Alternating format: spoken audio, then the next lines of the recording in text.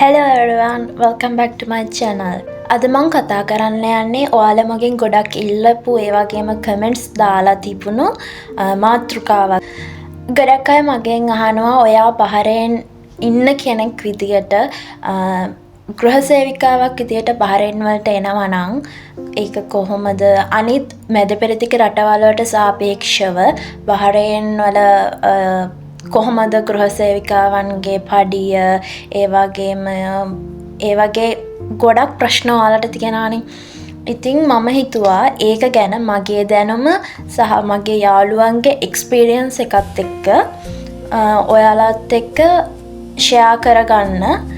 මම දන්න ධර්මින් බහරේන් වල ගෘහ සේවිකාවක් විදියට ආවහම මෙහි ඔයගලන්ට කොහොමද ඒ ඔයගලන්ට ලැබෙන දේවල් සහ ඒ අනිත් රටවල්ත් එක්ක බලද්දී කොහොමද ඒක වෙන්නේ කියන එක ගැන කතා කරමු. හරි එහෙනම් අපි වීඩියෝ එකට යමු.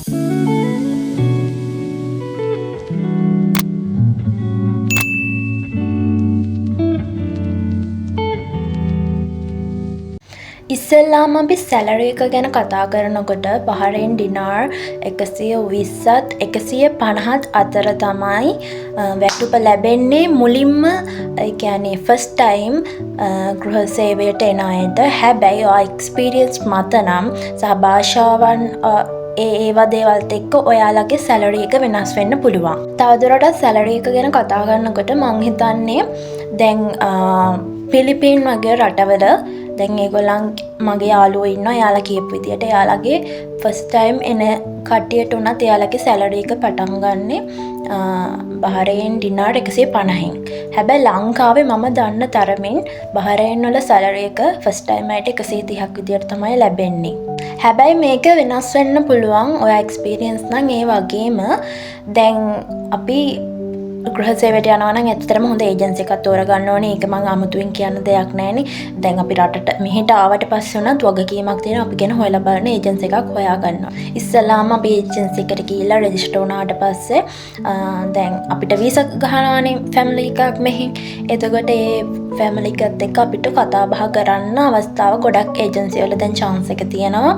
එතකොට ඒක ගොඩක් වටිනවා. මොකද මේ අපි එහෙ ඉඳන්ම කතා කරලා විස්තර දැනගෙන එහෙම සමහරක් ඒජන්සිස් තියෙනවා ඔයාව ඔයාගේ CV එක ඒගොල්ලන්ට ඇවුවාම ඒගොල්ලෝත් එක්ක කතා කරනවා. එතකොට ඔයා සැටිෆයි නම් ඒගොල්ලන්ට එක්ක කතා කරලා කැමති නම් ඔයාට කැමති කියන්න පුළුවන්. නැත්නම් ඔයා කැමති නැත්නම් කැමති නැහැ කියලා ඔයාට වෙන එම්ප්ලොයි කෙනෙක් මේ කරගන්න පුළුවන්.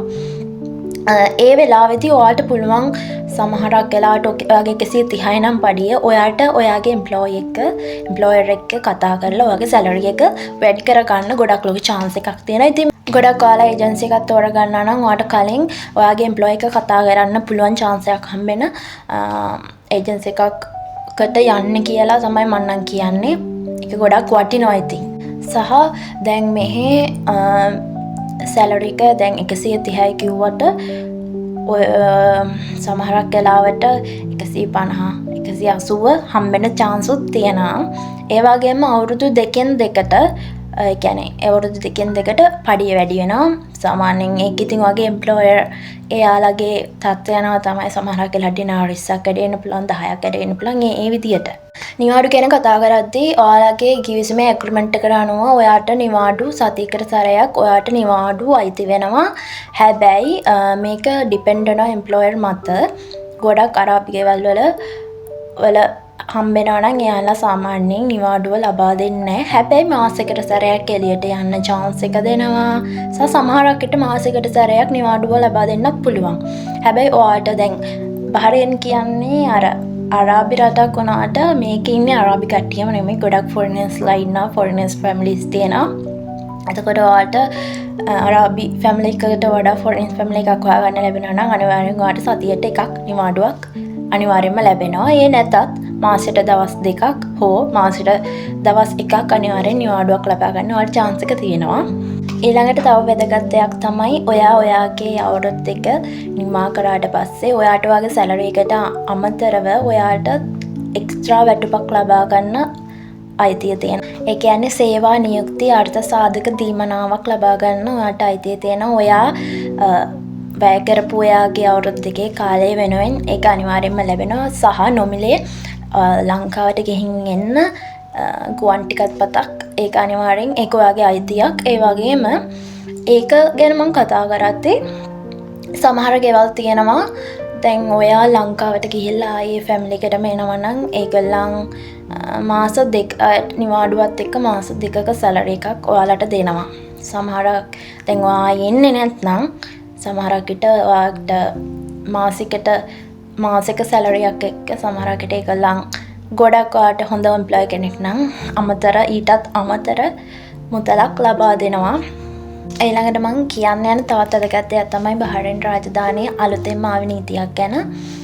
දැන් කලින් අපේ මේ රටට ගෘහ සේවිකාවක් විදියට ආවට පස්සේ අපේ પાස්පෝර්ට් එකේ ගෙදර එම්ප්ලොයර් ගන්නවනේ.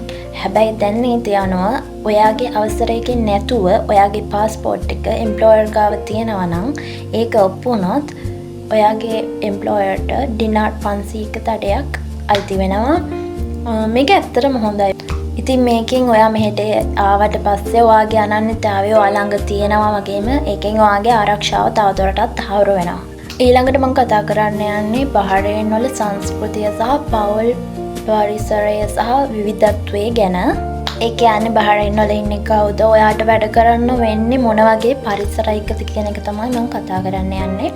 බහරේන් කියන්නේ ගොඩක් ෆොරිනර්ස්ලා ඉන්න, ඒ කියන්නේ ලෝකේ ගොඩක් රටවල මිනිස්සු මෙහි ජීවත් වෙනවා. ඒගොල්ලන් ඒ නිසා දන්නවා වෙනත් විදේශිකයන් සමග වැඩ කටයුතු කරන්නේ කොහොමද කියන කියලා ගොඩක් හොඳින් දන්නවා.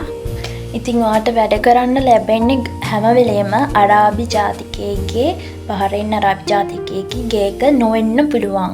සමහරක් විට ඔයාට වැඩ ගන්න ලැබෙන්නේ අරාබි ජාතිකයෙක්ගේ ගේක වෙන්න පුළුවන්. සමහරක් විට මිශ්‍ර පවුලක වෙන්න පුළුවන්. ඒ කියන්නේ අරාබි ජාතිකයෙක් සහ වෙනත් ෆොරෙන් කෙනෙක් එක්ක මික්ස් වෙලා තියෙන ෆැමිලි එකක වෙන්න පුළුවන්. නැත්නම් බිස්නස් වැඩවලට ජොබ් වලට මෙහෙට ආපු වෙනත් විදේශික යුරෝපීය ඒ වගේ මිශ්‍ර වෙච්ච ගොඩක් විවිධත්වයක් තියෙන පවුල් එක්ක වෙන්න පුළුවන්. ඉතින් මේ පවුල් වල විවිධත්වය නිසා ඔයාට ලැබෙන අත්දැකීම් වෙනස් වෙන්න පුළුවන් සහ ඔයාට ගොඩක් නිදහස් පරිසරයක් ලැබෙන්න පුළුවන්. හැබැයි ඔයා හිතන්න එපා හැම වෙලේම මට ෆොරෙන් ෆැමිලි එකක් හම්බෙන්නේ, මම ෆොරෙන් ෆැමිලි එකක් මට හම්බෙන්න පුළුවන්. එහෙම හිතන්න එපා.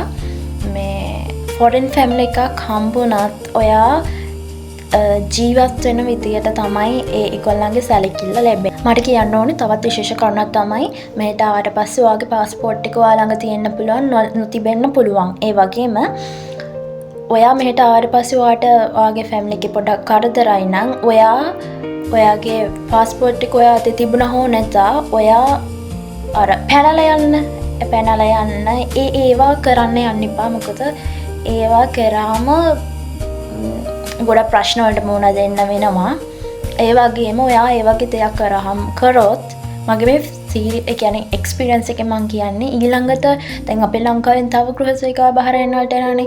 එතකොට ඒගොල්ලන් ගැන අර මිනිස්සු හිතන්නේ මේ මිනිස්සුන්ගලා මේ විදියයි. එතකොට ඒකෙන් වෙන්නේ අර පස්සේ එන මිනිස්සයාගේ නිදහසට බාධාවක් වෙන එක. සහ එහෙම ඔයාලට ප්‍රශ්නයක් තියෙනවා නම් ගෙවල් වල ඔයා මේ ඔයාගේ ඒජන්සියට කතා කරලා කියන්නේ මෙහෙමයි කියලා ඒ අර කොයි වෙලේවත් ගෙවල් වලින් පැනලා යන්න ඒ වගේ වැඩ කරන්න යන්න එපා. ඊට පස්සේ තාව කියනානේ දැන් අනිත් රටවල් වලත් එක්ක ඒ කියන්නේ අනිත් මැද පෙරදිග රටවල් එක්ක බහරේන් කොහොමද?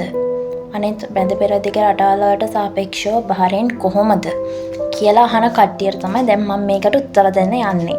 ඉතින් මුලින් එන කෙනෙකුට ගොඩක් බය නැතුව එන්න පුළුවන් රටක්. අනිත් රටවලට සාපේක්ෂව බහරේන් කියන්නේ ගොඩක් විවෘත නිදහස් රටක්. ඒ කියන්නේ මෙහි කම්කරු නීතිය ගොඩක් දැඩි. එතකොට කම්කරුවන්ගේ අයිතිය ඒ දේවල් ගොඩක් ආරක්ෂා කරනවා. ඒ වගේම බහරේන් කියන්නේ ගොඩක් පුංචි රටක්. මේ බහරේන් රටම ඇති අපේ බස්නාහිර පළාත වගේ. ඉතින් මොකක් හරි උමනාවක් වුණොත් ප්‍රශ්නයක් වුණොත් ඔයාට ඕන තැනකට ලේසියෙන් පහසුවෙන් ගමන් කරන්න හැකියාව තියෙනවා තානාපති කාර්යාලයට උනත්. ඉතින් ඒක හොඳ ඇඩ්වාන්ටේජ් එකක්. තව විශේෂ කාරණාවක් කියන්න තියෙනවා. බහරේන් වල ගෙවල් ගොඩක් ඒ කියන්නේ සාමාන්‍යයෙන් ගොඩක් ගෙවල් ලොකුයි. හැම ගෙයක්ම නෙවෙයි. බොහෝ දුරට විශාල ගෙවල් තමයි තියෙන්නේ. ඉතින් ඒ ගෙවල් වල අනිවාර්යෙන් මේ ගෘහසේවිකයන් හවුස්මේට්ලා දෙන්නෙක් 3 දෙනෙක් අනිවාර්යෙන්ම ඉන්නවා. එක්කෙනෙක් ඉන්න ගෙයක් ගොඩක් අමාරුවෙන් කියන්නේ ගොඩක් එක අතලොස්සක් වගේ තමයි තියන්නේ. ඒ වගේම මට කියන්න බෑ හැමගේම හොඳයි හැමගේම නරකයි. ඒ වගේ දේවල් ඉතින් මට කියන්න බෑ. ඉතින් ඒ එම්ප්ලොයර්ගේ ඒ තත්ත්වය අනුව ඒගොල්ලන් හැඩ ගැහෙලා තියෙන අනුව තමයි ඒක වෙන්නේ. එක හවුස්මේට් කෙනෙක් විතර ඉන්න ගෙවල් තියෙන්නත් පුළුවන්. ඒවා ගොඩක් වෙලාට අර ෆොරෙන්ස්ලා ඒ කියන්නේ අපේ පිට රටවලින් මෙහෙට ඇවිල්ලා මේ බිස්නස් කරන ජොබ් කරන අයගෙන් වෙන. මේ හවුස්මේට් රෝල් එකක් ගැන කතා කරොත් සාමාන්‍යයෙන් අර ඉස්කෝලේ යන වයස ළමයින්නේ. ඒගොල්ලන් වගේ ඉන්න ෆැමිලි එකක් ගැන කතා කරොත් සමහරක් විට ඔයාට ඒ ළමයින් ලෑස්ති කරන්න ඉස්කෝලේ යන්න ඉස්කෝලේ එක්ක යන්න වෙනවා. ඉස්කෝලේ ගියාම අරන් එන්න වෙනවා. ක්ලාස් එක්කන් යන්න වෙනවා. ඒව අරන් එන්න වෙනවා. ඒ වගේ වැඩක් වෙන්න පුළුවන්. හැබැයි මෙහි හැම ගේකටම ඩ්‍රයිවර් කෙනෙක් ඉන්නවා. ඉතින් ඒක ගැන කරදර වෙන්න දෙයක් නෑ අපිට. ඉතින් ඒක ඉතින් ඔයාට ලැබෙන ගේ අනුව ඔයාට ලැබෙන ඩියුටිස් අනුව තමයි ඒක තීරණය වෙන්නේ. දැන් මම කියන්න යන්න මගේ එක්ස්පීරියන්ස් එක. කියන්නේ මට ඉන්න හවුස්මේට්ලා මෙහෙ වැඩ කරන යාළුවෝ ගොඩක් ලංකාවේ අය ඉන්නවා. එතකොට පිලිපීන අය ඉන්නවා. වෙන වෙන රටවල කට්ටියක් ඉන්නවා. ඉතින් මම එයාලගෙන් දැනගත්ත දේවල් අනුව අපි ලංකාවේ වැඩ කෙනෙක් ඉන්නවා. එයාට හැම සතියෙම සිකුරාදාට යට නිවාඩුවක් තියෙනවා. එයාලා යන්නේ රට කොහෙද යාව එක්කන් යනවා. ඒ කියන්නේ එයා ඒ ගෙදර කෙනෙක් වගේ තමයි එයා එහෙම ඉන්නේ. කියන්නේ එයාට ලැබිලා තියෙන්නේ හැබැයි පාකිස්තාන් පවුලක්. එතකොට එයා එළියට යනවා. සමහරක් වෙලාවට එයා රැට එළියට යනවා. ඒක ඒ ගෙදර අයට ප්‍රශ්නයක් නෑ එයා කීයට ආවත්. හැබැයි ඉතින් අපිට නිදහස ලැබුණයි කියලා අපි ඒ නිදහසෙන් අයිති ප්‍රයෝජන ගත්තොත් ඒ නිදහස අවභාවිත කරොත් ඒක වැරදි. ඇත්තටම වැරදි. ඔයා ඒ තත්ත්වෙට නොවැටෙන්න ඔයාට ලැබෙන නිදහස අවභාවිත නොකරන්න ඔයාලා හිතා ගන්න ඕනේ. මොකද එහෙම වුණොත් ඔයාටම තමයි ප්‍රශ්න ඇති වෙන්නේ. එතකොට අනිත් එක තමයි කවට මේ රටට සේවාවලට එන මේ හවුස්මේට්ලාට ඒගොල්ලන්ගේ නිදහසට බාධා වෙන්න ඒක ගොඩක් හේතු වෙනවා. ඒකයි. තව කියන්න දෙයක් තියෙනවා. මම ඒක පෞද්ගලිකව හොයලා බලපු දෙයක්. දැන් ඔයා හිතන්නකෝ දැන් මේ රටට ආවයි කියලා.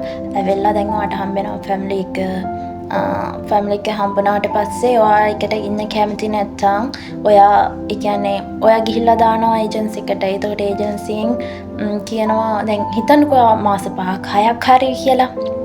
එතකොට ඒජන්සිට ගිහිල්ලා දැම්මහම දැන් ඔයාව වෙන ගේකට ආයෙ දානවා. එතකොට ඔයාට ආයෙ ඔයාගේ සේවා කාලේ තව ටිකක් දීර්ඝ වෙන එක නෙවෙන්නේ. දැන් ඔයා කැමති නම් ඔයාගේ ජොබ් එක වෙන ගේක කරන්න එක ප්‍රශ්නයක් නෑ. හැබැයි ඔයාට හිතනවා නම් ඔයාට නෑ මම කැමති නෑ මට මගේ රටට යන්න ඕනේ කියලා. එතකොට ඔයා ඒගොල්ලන්ට කිව්වත් ඒජන්සියෙන් සමහරකට ඒජන්සිය අය කියයි නෑ ඔයාට එහෙම යන්න බෑ එහෙමයි කියලා. හැබැයි එතනදී අයිතිය තියෙනවා ඔයාගේ අර අවසරය නැතුව ඔයාගේ අකමැත්තෙන් එයාලා ඔයාව තියාගෙන ඉන්නවා වෙන ගේකට දාන්න. ඒ ඔයාට කියන්නේ මෙහි තියෙනවා කියන්නේ රාජ්‍ය නම්බර් එකක්. ඔයාට ඒක ඒගොල්ලන්ට කතා කරලා කියන්න පුළුවන්. මේ මෙහෙමයි මම කැමති නැහැ. හැබැයි මට මගේ රටට යන්න ඕනේ කියලා. එතකොට ඒ කියන්නේ ඒජන්සි ඔයාගේ අකමැත්තෙන් ඔයාව මෙහෙ රඳවගෙන තියාගන්න ඉන්නත් බෑ. හැබැයි ඔයා කලින් යනවා නම් ඔයාගේ අවුරුදු 2කට කලින් ඔයා යන්න යනවා නම් එහෙම ඔයාගේ අතින් තමයි ටික දාගෙන යන්න වෙන්නේ. මම මේ කියන්නේ තව වැදගත් විශේෂ කාරණයක් බහරේන් ගැන. මේ දැන් අනිත් රටවල් වගේ නෙමෙයි. දැන් අපි මෙහි අවුරුදු 2ක් ඉවර කරා කියන්නකෝ. දැන් ඔයා අවුරුදු 2 ඉවර කරාට පස්සේ ඔයා ලංකාවට යන එක ඔයාගේ තීරණයක්. නැත්නම් ඔයා ඒ ගෙදරම තවත් කාලයක් ඉන්න එක ඔයාගේ තීරණයක්. හැබැයි ඔයාට ඕනේ නම් එළිය ජොබ් එකකට යන්න, හවුස්මේට් නැතුව වෙන මොකක් හරි ජොබ් එකකට යන්න. ඔයාට පුළුවන් ඔයාගේ එම්ප්ලොයර් එකෙන් පර්මිෂන් ඉල්ල ගන්න. මෙහෙමයි මගේ අවුරුදු 2 ඉවරයි. මට එළිය ජොබ් එකකට යන්න මට උමනාවක් තියෙනවා. මට ඒ හින්දා මේ මට රිලීස් එක දෙන්න කියලා ඔයාට කියන්න ඉල්ලන්න අවස්ථාව තියෙනවා. ඉතින් ඔයාගේ එම්ප්ලොයර් හොඳයි නම් ඔයාගේ එම්ප්ලොයර් අනිවාර්යෙන් ඔයාට ඒ chance එකක් ලබා දෙයි.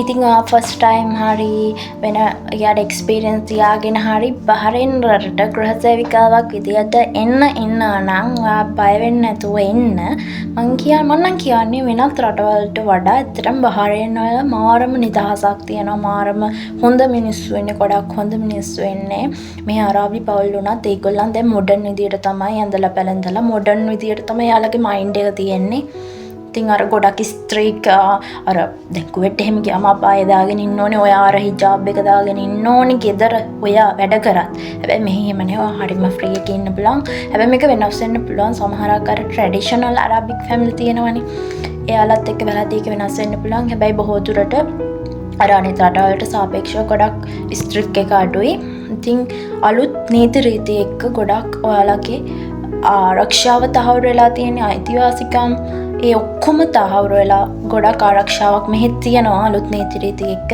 ඉතින් හැමදාම කියනවා වගේ ඔයා ලංකාවෙන් එනකොට හොඳ ලියාපදිංචි ඒජන්සි එකකින් එන්න. මොකද මෙහි ආවට පස්සේ එකපාරටම අතහැරලා දාන්න එහෙම නැතුව මෙහි ආවටත් පස්සේ ඔයාගෙන හොයලා බලන එහෙම ඒජන්සි එකකින් එන්න කියලා තමයි ඉතින් මට ඉල්ලන්න තියෙන්නේ. හරි ඉතින් මේ වගේ ඔයාලට තවත් ඒ කියන්නේ දැනගන්න දේවල් තියෙනවා නම් මට කමෙන්ට් එකක් දාන්න මොන වගේ වීඩියෝස්ද මං ගේන්න ඕනේ කියලා මං අනිවාර්යෙන් කමෙන්ට්ස් වලට රිප්ලයි කරනවා ඒවට රිප්ලයි වීඩියෝ ගේන්න බලාපොරොත්තු වෙමින් ඉන්නවා හරි එහෙනම් ගිහින් එන්නම් ආයෙ අලුත් වීඩියෝ එකකින්